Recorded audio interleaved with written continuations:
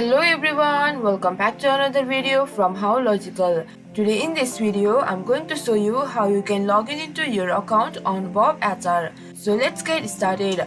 First of all, open your web browser and in the search bar, type in Bob HR login. And as the search result, you can see the interface over here. Click on the first link of Hi Bob, or you can type in app.hibob.com. It will take you to the login portal for your Bob HR account. And over here, enter your email address of the account. Once you do that, click on continue.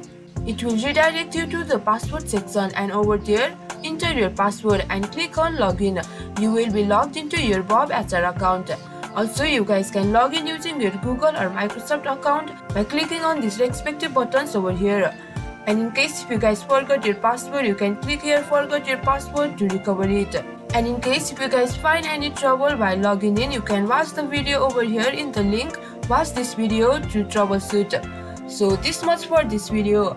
If you find our video helpful, please leave a like and please do not forget to subscribe our YouTube channel.